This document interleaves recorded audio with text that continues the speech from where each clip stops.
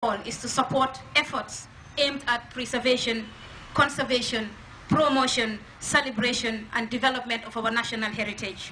There, the Minister of Tourism and Culture honored the bank for their numerous undertakings in supporting arts and culture in the country and decided to honor them with the name the Culture Friendly Bank. The certificate is awarded by the National Center for Arts and Culture to Trust Bank Gambia Limited in recognition of invaluable contribution towards the preservation, promotion, development of arts and culture in the Gambia.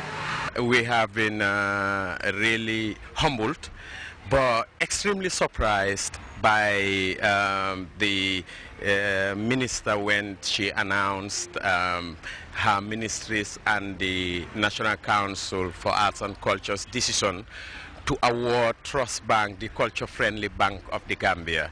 The minister and other delegates were later guided on a tour of the renovated areas of the museum. The remarkable steps taken by Trust Bank Gambia Limited are moves applauded by many. However, officials of the National Center for Arts and Culture are calling on Rohibite, Grts News.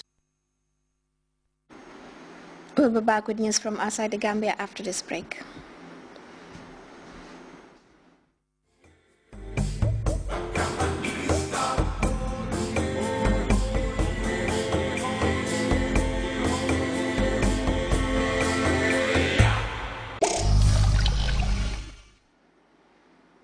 Welcome back.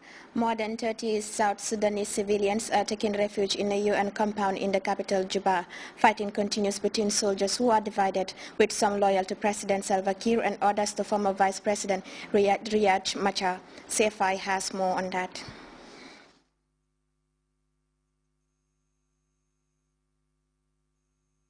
Civilians are taking refuge in a UN compound in Juba while fighting rages between two rival factions of the South Sudan army, those loyal to President Salva Kiir and those supporting the past president Riek Machar. Once brothers in arms, they are of different ethnic origin. Never before have the confrontations seemed so bitter. Barack Obama spoke Thursday of a country on the precipice of a civil war. 20,000 people have taken shelter in the UN bases in the capital, 34,000 over the whole country. There's absolutely no requirement for them to leave if they do not feel safe. So we maintain our policy and our mandate to keep them safe here. The United Nations peacekeeping force patrols the capital, where activity has slowed down because of the fighting. Inhabitants speak here of how frightened they are. Since Sunday, at least 500 people have been killed in Juba. Violence is now spreading to the east of the country. On Thursday, the UN base at Aboko in the state of Jonglei was attacked. 2 Indian soldiers from the peacekeeping force were killed. Russian President Vladimir Putin has pardoned Mikhail Khodorkovsky, who was once Russia's richest and a very outspoken critic of the Kremlin. Khodorkovsky has been jailed for 10 years after being convicted of fraud. As we hear in this report by CFI, his release has raised more questions than answers for Mr. Putin. Russian media announced on Friday that the ex-head of the Yukos oil company, Mikhail Khodorkovsky, had been freed from a prison colony near the Arctic Circle. In a surprise move on Thursday, Russian President Vladimir Putin announced that he would pardon Khodorkovsky. Putin then signed the decree granting Khodorkovsky's clemency on Friday. Mikhail Khodorkovsky was convicted of fraud and embezzlement and has been in jail since his arrest in 2003. He has already spent more than 10 years in jail. It is a severe punishment. He refers to circumstances of a humanitarian nature. His mother is ill. I will soon sign an order for his pardon.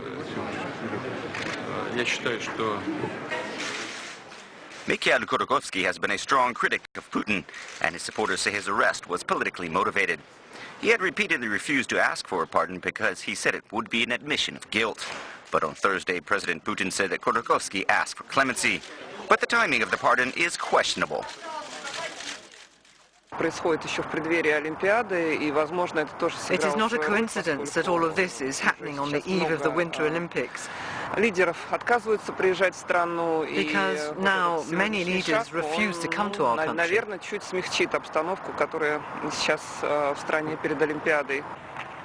On Thursday, President Vladimir Putin also announced that he would pardon 2 members of the punk band Pussy Riot. They were serving a 2-year prison term for staging an anti-Putin punk prayer in a cathedral in 2012. The Olympics being held in the Russian city Sochi begin in February, and analysts say the pardons are an attempt to improve the image of Russia's human rights record. There is more pressure on the U.S. National Security Agency this week as many, including lawmakers, recommended changes in some of its powers. Some Republicans want U.S. Intelligence Chief James Clapper to be investigated for misleading Congress. CNN's James Couto has more on the controversy. Republicans demanded an immediate investigation of Director of National Intelligence James Clapper for, quote, lying to Congress. In March, when asked if does the NSA collect any type of data at all on millions or hundreds of millions of Americans? He responded, No, sir. After Edward Snowden revealed mass surveillance by the NSA, Clapper retracted his remarks, saying, my response was clearly erroneous, for which I apologize. Senator Rand Paul told CNN's Wolf Blitzer Clapper should pay. I do think what our government is doing is unconstitutional, and I really think that in order to restore confidence in our intelligence community, I think James Clapper should resign. The growing calls for the Director of National Intelligence to resign come as the White House begins pushing back on some of the recommendations to reform the NSA made Wednesday by an independent panel reviewing the fallout from the Snowden scandal.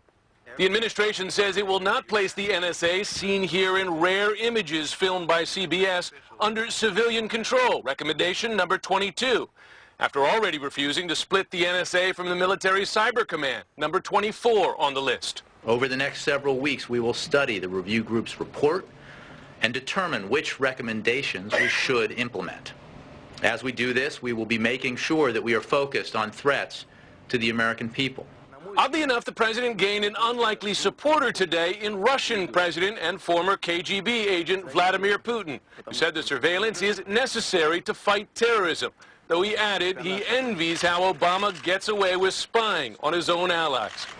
There is still bitter debate in the U.S., however, on whether mass surveillance prevents terror attacks at all. The collection of all of these phone records on law-abiding Americans is clearly not indispensable to preventing attacks, and the reality is that information can be gathered in other ways. Former NSA Inspector General Joel Brenner sharply disagrees. If these recommendations were accepted in bulk, we'd be back to a pre-9/11 situation. In response to the pressure on the Director of National Intelligence, James Clapper, a spokesman for the DNI released a statement saying that when Clapper was asked that question, he thought the questioner was referring to the Foreign Intelligence Surveillance Act, which applies to persons outside the U.S., not to Section 215 of the Patriot Act, which refers to people inside the U.S. He went on to say that Clapper has been testifying for more than 20 years, and, quote, he has a well-earned reputation as a doggedly honest and honorable public servant. Jim Sciutto, CNN, Washington.